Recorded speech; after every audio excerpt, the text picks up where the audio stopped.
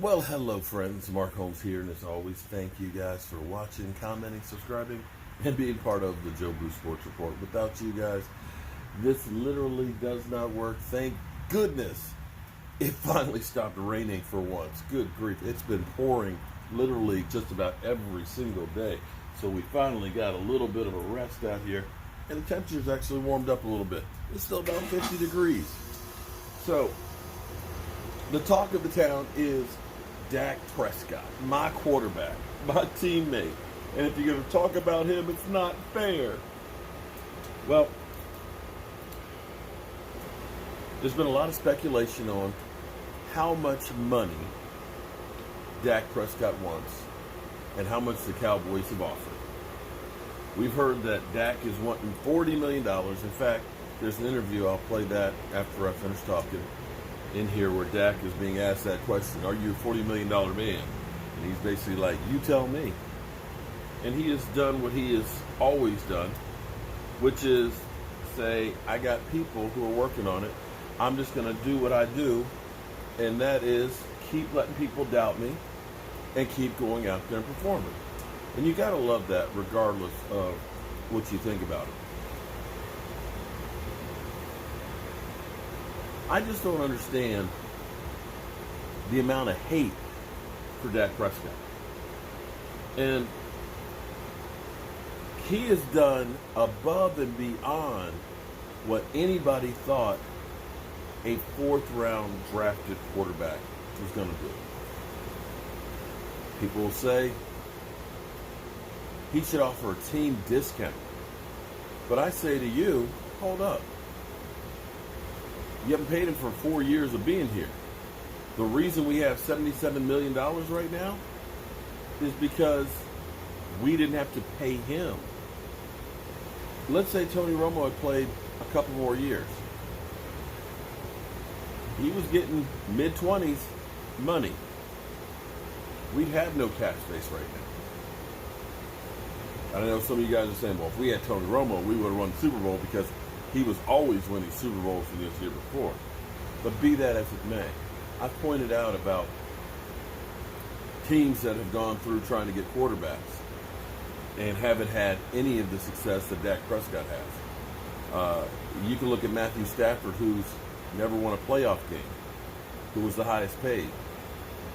You could look at a lot of guys that got a lot of money, like Sam Bradford, who's made over $125 million and never busted a grape. But to have gotten him without giving up a multitude of draft picks in the fourth round, where you were able, because you got him so late, to get Jalen Smith, to get Zeke Elliott, to get Malik Collins, all of those guys before, and still be lucky enough to get a franchise quarterback, a guy who has, I believe, 97 touchdowns in 4 years, that ain't bad. And I'm going to show one other clip here, too, after the interview there, because Dak always gets this thing of, no matter what happens, it's not Dak.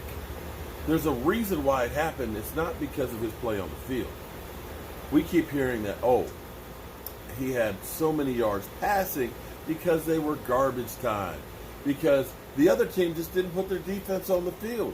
He was throwing like 7-on-7. You watch that clip. Some of those passes, there was about this much space for him to make him in there.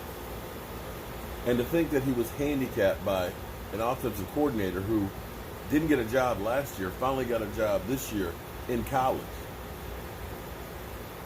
And a head coach that you can't ever look at and say has been an innovator. And with all of that, with having a team that led the league in drop passes, did pretty good. He had 11 interceptions and 6 fumbles. Let me give you an interesting stat. Carson Wentz had almost as many fumbles as Dak had complete turnovers. Dak had 6 fumbles. Carson Wentz had 16. Yet, There's some of you out there that swear that Carson Wentz is a better quarterback than Dak Prescott. Not so much. But hey, what do I know? I'm a guy with a day job and a voodoo doll who loves football. Well, you watch the interview. You take from it what you will. You watch the plays after that and take from that what you will as well. And regardless of what you guys think, Dak Prescott, that guy is my quarterback. And I think he's pretty freaking awesome. Well, so ends another day. Prescott, when are we going to see you get paid? That's what everybody wants to know. Yeah, I mean, I'm wondering the same thing. Y'all know just as much as me. Love when that day comes, but I have confidence in my agency. My agent's my team. I've got confidence in the Cowboys. Something will get done. How do you go into that decision of rolling the dice and saying, you know what, I'm betting on myself? What do you think about, and how do you approach each week of the season knowing the inherent risk involved in doing it that way? Yeah, I mean, I didn't have to think much. That's what I've done my whole life is betting on myself. I've never listened to what somebody said I could or couldn't do, or listened to the box or the category they tried to put me in, and always had confidence in myself and betted on myself. So when you're not given a contract, it's somewhat that same way. You're doubted, right? So you want to go prove yourself, and that's simply what I did. I betted on myself, and we're to this point now.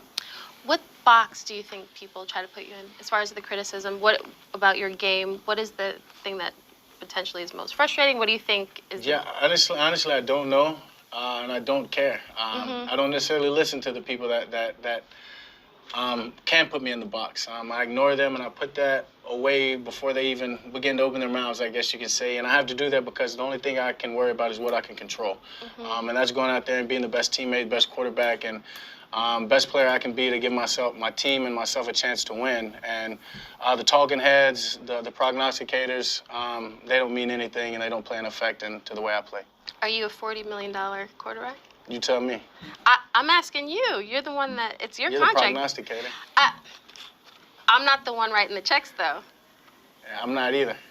If it's my call to write it, yeah, no telling. I mean, let's be honest, right? So, I mean, like I said before, though, I mean, I trust my agent. I trust the Cowboys. Something will get done. We're not going to sit here and put a number on it. Something will happen. Speaking of being a good teammate, have you started lobbying for Amari Cooper? Do you plan on saying anything about this is a guy that we should keep long term? I mean, obviously, if I'm asked, but somebody like Amari Cooper, I don't think there has to be much lobbying. One of the best receivers out there to do it. His suddenness, the way he gets open, he's a special player. Like I said, I don't think you have to lobby. I think he said it himself. He wants to be in Dallas. He loves his teammates. He loves the whole situation. I think it's a no-brainer.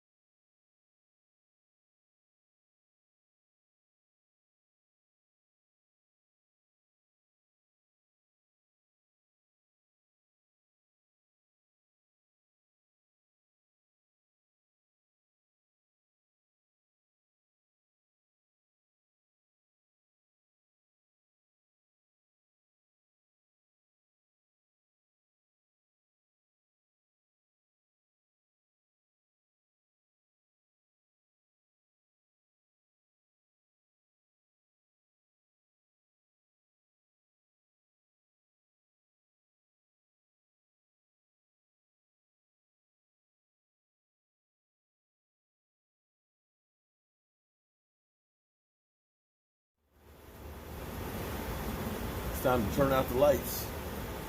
This party's over.